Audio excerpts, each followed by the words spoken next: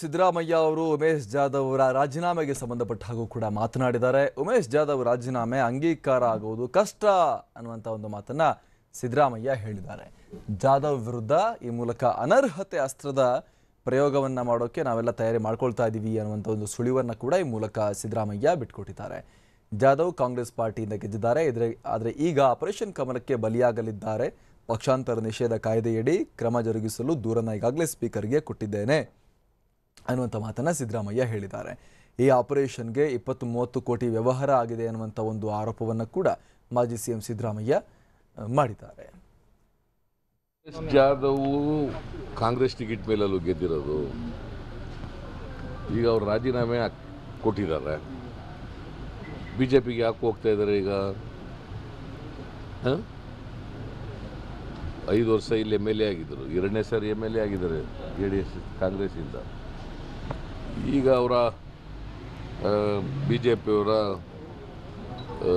ಕುತಂತ್ರಕ್ಕೆ ಬಲಿಯಾಗಿದ್ದಾರೆ. ಇವರು ಆಸೆ ಆಮಿಷಗಳು ತೋರಿಸಿ ಇವ್ರನ್ನ ಎಳ್ಕೊಂಡಿದ್ದಾರೆ. ಆಪರೇಷನ್ ಕಮಲ ಅಂತ ಹೇಳ್ತಾರಲ್ಲ ಬಿಜೆಪಿಯವರು, ಅದಕ್ಕೆ ಬಲಿಯಾಗಿದ್ದಾರೆ.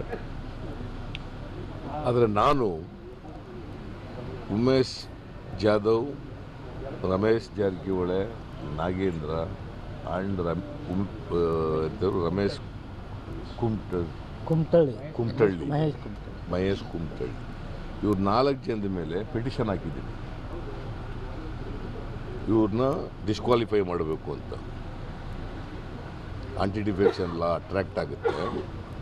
ಇವ್ರು 4 ಜನರು ಡಿಸ್ಕ್ವಾಲಿಫೈ ಮಾಡಿ ಅಂತ ಸ್ಪೀಕರ್ ಮುಂದೆ ಪಿಟಿಷನ್ ಹಾಕಿದ್ದೀನಿ. ಆ ಪಿಟಿಷನ್ ಇನ್ನೂ ಪೆಂಡಿಂಗ್ ಇದೆ, ಇನ್ನು ಇತ್ಯರ್ಥ ಆಗಿಲ್ಲ. ಇದ್ರ ಜೊತೆಗೆ ಸುಪ್ರೀಂ ಕೋರ್ಟ್ನಲ್ಲಿ ಒಂದು ಪಿಟಿಷನ್ ಇದೆ. ಯಡಿಯೂರಪ್ಪ ಚೀಫ್ ಮಿನಿಸ್ಟರ್ ಆದ ಸಂದರ್ಭದಲ್ಲಿ ಸುಪ್ರೀಂ ಕೋರ್ಟ್ಗೆ ಒಂದು ಪಿಟಿಷನ್ ಹಾಕಿತ್ತು, ಅದು ಪೆಂಡಿಂಗ್ ಇದೆ. ಇನ್ ದಿ ಮೀನ್ ವೈಲ್ ಇವೇನು ಇತ್ಯರ್ಥ ಆಗದೇನೆ ಅವ್ರ ರಾಜೀನಾಮೆ ಅಕ್ಸೆಪ್ಟ್ ಆಗೋಕ್ಕೆ ಸಾಧ್ಯ ಇಲ್ಲ ಕಾನೂನು ಪ್ರಕಾರ.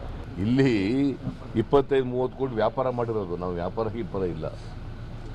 25-30 ಕೋಟಿ ವ್ಯಾಪಾರ, ಆರ್ಸ್ trading. It looks like that. ನಾನು ಆಗಿದ್ದಾರೆ ಇಲ್ವೋ ಏನು ಸಾಕ್ಷಿನ ಅಂತ ಜನ ಹೇಳ್ತಾ ಇದ್ದಾರೆ, ಮಾರಾಟ ಆಗ್ಬಿಟ್ಟಿದ್ದಾರೆ ಅಂತ.